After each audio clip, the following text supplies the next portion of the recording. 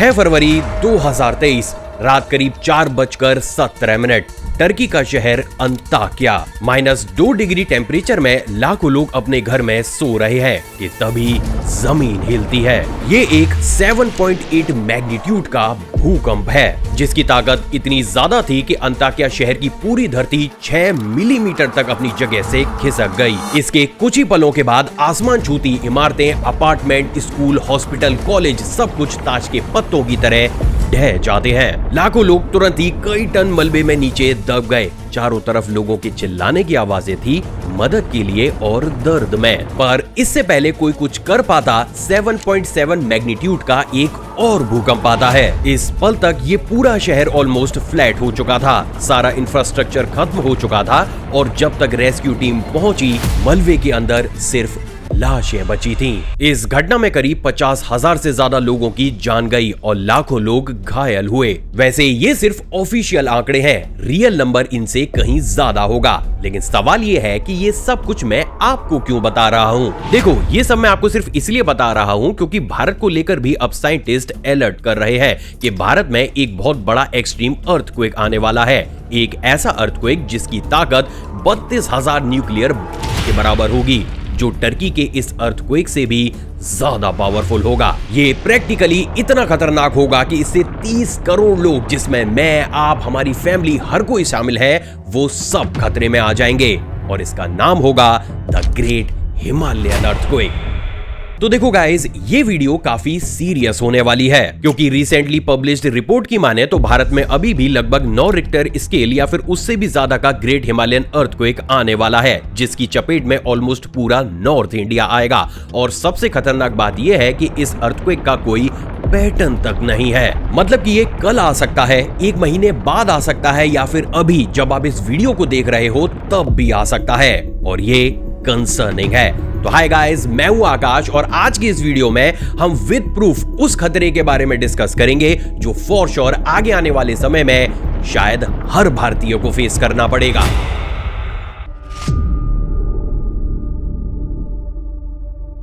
(28 मार्च 2025 को म्यांमार में 7.7 मैग्नीट्यूड का अर्थक्वेक आया। जमीन हिली और कुछ सेकंड्स में पूरी बिल्डिंग्स जमीन के अंदर धंस गईं। A reminder of our breaking news this hour. There have been 2 large earthquakes in central Myanmar. Earthquakes are not uncommon in Myanmar, but the size of this one, 7.7 on the magnitude scale, makes it one of the largest in living memory for the millions of people impacted by shockwaves. 3,000 से ज्यादा लोग मारे गए और 5,000 से ज्यादा लोग घायल हुए। लेकिन सवाल यह है कि म्यांमार में आया ये अर्थक्वेक इंडिया से कैसे जुड़ा है? तो देखो, बात यह है कि म्यांमार के नीचे जो प्लेट्स हैं वो उसी सिस्टम का हिस्सा है जो हिमालय के नीचे से इंडिया के नीचे तक फैला हुआ है। मतलब सिंपल लैंग्वेज में, जो ताकत म्यांमार में तबाही लाई वही ताकत इंडिया के नीचे भी जमा हो रही है। बस फर्क इतना है कि म्यांमार में ये ताकत निकल गई और इंडिया में अभी ये आना बाकी है। लेकिन इंपॉर्टेंट क्वेश्चन ये है कि आखिर ये ताकत जमा कैसे होती है? देखो, इसे जानने के लिए हमें और आपको जमीन से 100 किलोमीटर नीचे जाना होगा। तो देखो, हमारी धरती भले ही ऊपर से ठोस दिखती हो लेकिन ये अंदर से टूटी हुई है।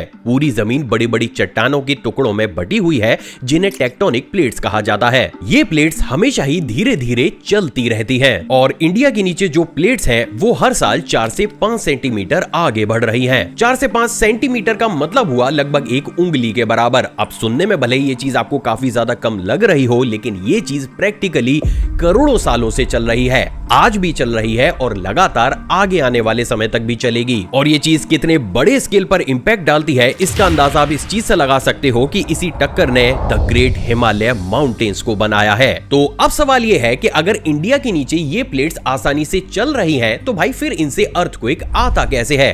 देखो, इसका जवाब बहुत सिंपल है। इसे ऐसे समझिए कि आपके पास एक रबर बैंड है, आप उसे खींच रहे हैं, खींचते जा रहे हैं और खींचते ही जा रहे हैं। अब जब तक वो रबर बैंड खींच रही है कुछ भी नहीं हो रहा है, सब कुछ शांत चल रहा है। लेकिन एक लिमिट के बाद जैसे ही वो रबर बैंड टूटती है, वो स्नैप कितना तेज होता है भाई, लिटरली हाथ दर्द करने लगता है। अब हिमालय के नीचे भी ठीक यही हो रहा है। इंडिया वाली प्लेट्स आगे बढ़ना चाहती हैं, लेकिन हिमालय के नीचे फ्रिक्शन इतना ज्यादा है कि कई प्लेट फंसी हुई रहती हैं। मतलब रबड़ बैंड खींच रही है, टेंशन बढ़ रहा है, लेकिन वो अभी टूटी नहीं है। लेकिन जिस दिन ये टूटेगी उस दिन वो स्नैप आएगा, और वो स्नैप लेकर आएगा एक मैसिव अर्थक्वेक। अब हिमालय के नीचे एक फॉल्ट लाइन है जिसका नाम मेन हिमालयन थ्रस्ट है। ये अरुणाचल प्रदेश से पाकिस्तान तक 2500 किलोमीटर में फैली हुई है और इसके कई हिस्से अभी भी लॉक्ड हैं। मतलब कि इनमें आज भी टेंशन बढ़ रहा है, लेकिन इसके साथ वो टेंशन रिलीज नहीं हो पा रहा। अब थोड़ा हिमालयन फॉल्ट लाइन के पास्ट को देख लेते हैं। 1505 में नेपाल में एक अर्थक्वेक आया। ताकत इतनी कि पूरे शहर एक ही झटके में मिट गए। जमीन में इतनी बड़ी दरारें बनी कि लिटरली उसमें इंसान गिर जाएं। फिर 1934 में बिहार और नेपाल के बॉर्डर पर 8 मैग्नीट्यूड का अर्थक्वेक आया। 10,000 से ज्यादा लोग मारे गए। फिर 1950 में असम और तिब्बत के बॉर्डर पर 8.6 मैग्नीट्यूड का अर्थक्वेक आया। ये इस एरिया का उस समय का सबसे पावरफुल अर्थक्वेक था। इसकी ताकत इतनी थी कि पूरे पहाड़ उखड़कर बहते पानी में गिर गए और नदियों ने रास्ते तक बदल दिए। जो लोग इस अर्थक्वेक में किसी तरीके से बच गए थे वो बाद में मारे गए, क्योंकि इस इंसिडेंट में गिरते हुए पहाड़ों ने नदियों को ही ब्लॉक कर दिया था। पानी इकट्ठा होता गया और जब वो ब्लॉक टूटा तो नीचे गांव में ऐसी बाढ़ आई कि सब कुछ भाकर ले गई। 2015 में नेपाल में भी गोरखा नाम का अर्थक्वेक आया। 7.8 मैग्नीट्यूड। 9,000 लोग इसमें भी मारे गए। काठमांडू की सदियों पुरानी बिल्डिंग से सेकंड में गिर गईं। लोग सड़कों पर आ गए। लेकिन इन सभी भूकंप में कभी भी इतनी एनर्जी रिलीज नहीं हुई कि वो हिमालयन फॉल्ट लाइन की सारी एनर्जी या फिर एटलीस्ट मेजॉरिटी ऑफ एनर्जी को एक बार में रिलीज कर पाए। और यही वो कारण है जिसके चलते हुए साइंटिस्ट ये बोलते हैं कि अभी भी हिमालयन फॉल्ट लाइन के अंदर बहुत मैसिव क्वांटिटी में एनर्जी स्टोर है, यानी कि रबड़ बैंड अभी भी खिंची हुई है, वो टूटी नहीं है। तो फिर अब सवाल तो ये आता है कि ये टेंशन कहां पर सबसे ज्यादा जमा है और आखिर कब एक बड़े हिमालयन अर्थक्वेक के रूप में ये रिलीज होगा। देखो, साइंटिस्ट ने हिमालय के नीचे कुछ ऐसे एरियाज ढूंढ कर निकाले हैं जहां पर अर्थक्वेक बहुत लंबे समय से नहीं आया है। इन एरियाज को सिस्मिक गैप कहा जाता है। इसे ऐसे समझो कि वो एरिया जहां पर रबड़ बैंड सबसे ज्यादा खिंची हुई है वहीं सबसे ज्यादा टेंशन है। इसमें वेस्ट नेपाल, उत्तराखंड, हिमाचल प्रदेश, इन सभी जगहों पर पिछले 250 से 500 सालों तक कोई बड़ा अर्थक्वेक नहीं आया। मतलब यहीं पर सदियों से एनर्जी जमा हो रही है। जीपीएस सैटेलाइट के डेटा ये बताते हैं कि इन एरियाज में प्लेट्स पूरे तरीके से लॉक्ड हैं। एक स्टडी के मुताबिक भारत के इन हिस्सों के नीचे इतनी एनर्जी जमा है कि 2 अलग-अलग 8.8 मैग्नीट्यूड के अर्थक्वेक एक साथ एक के बाद एक आ सकते हैं। अब 8.8 मैग्नीट्यूड का भूकंप कितनी तबाही मचा सकता है, इसे आप ऐसे समझ सकते हैं कि अगर कहीं पर भी 8.5 मैग्नीट्यूड का अर्थक्वेक आता है तो उसमें इतनी एनर्जी रिलीज होती है जितना 32,000 न्यूक्लियर साथ रिलीज होती है। और ये कोई डराने वाली बात नहीं बल्कि ये कैलकुलेशन है। लेकिन अब एक और सबसे इंपॉर्टेंट सवाल है कि भाई फिर ये अर्थक्वेक आएगा कब? देखो, एक अमेरिकन साइंटिस्ट रॉजर बिलहैम ने बहुत पहले वार्निंग दे दी थी जिसमें उन्होंने कहा ये होकर रहेगा। बिलगैम के मुताबिक इंडिया की प्लेट्स हर 100 सालों में लगभग 2 मीटर तिब्बत की तरफ खिसक रही हैं। लेकिन बात अगर ऊपर के हिस्से की जाए तो फ्रिक्शन की वजह से ऊपर का हिस्सा स्टेबल है। अब जब ये अटकन एक दिन टूटेगी तो उसमें भारत की इंडियन कॉन्टिनेंट प्लेट्स सेकंड में कई सेंटीमीटर इवन मीटर्स तक खिसक सकती हैं और ये काफी ज्यादा डरावना होगा। इंडिया के टॉप साइंटिस्ट डॉक्टर एन पूर्णा चंद्र राव भी बोल चुके हैं कि उत्तराखंड में एक बड़ा अर्थक्वेक कभी भी आ सकता है। और अब रिसेंटली 2026 में की गई रिसर्च ने इस पूरे ही सिनेरियो में एक बहुत अजीब ट्विस्ट को भी ऐड किया है। असल में फरवरी 2026 में ब्रिटिश अंटार्कटिक सर्वे के साइंटिस्ट डॉक्टर जकारिया जोशी हाउस ने जब नेपाल की रारा लेक के फ्लोर पर स्टडी करते हुए जियोग्राफिकल चेंजेस से रिलेटेड 6000 साल पुराने रिकॉर्ड्स निकाले तो उन रिकॉर्ड्स में 50 बड़े अर्थक्वेक के निशान मिले। और जब उन्हें एनालाइज किया गया तो ये पता चला कि इनमें कोई भी पैटर्न सिमिलर नहीं था। मतलब ऐसा नहीं है कि हर 100 या 200 सालों में अर्थक्वेक आता है, प्रैक्टिकली ये कभी भी आ सकता है। अब इसका ये मतलब नहीं हुआ कि खतरा कम हो गया, बल्कि इस चीज ने तो खतरा और बढ़ा दिया। क्योंकि देखो, अगर हमारे पास कोई पैटर्न होता तो हम कम से कम अंदाजा लगा सकते थे कि ये सब कुछ कब होगा, लेकिन अब ये कल भी हो सकता है, अभी भी हो सकता है। अब इसके बाद सवाल ये है कि फिर क्या हम इस द ग्रेट हिमालयन अर्थक्वेक के लिए रेडी हैं? क्या हम खुद को और अपनी फैमिली को इस तबाही से बचाने के लिए पूरे तरीके से तैयार हैं? चलो गाइस, इसे भी जानते हैं।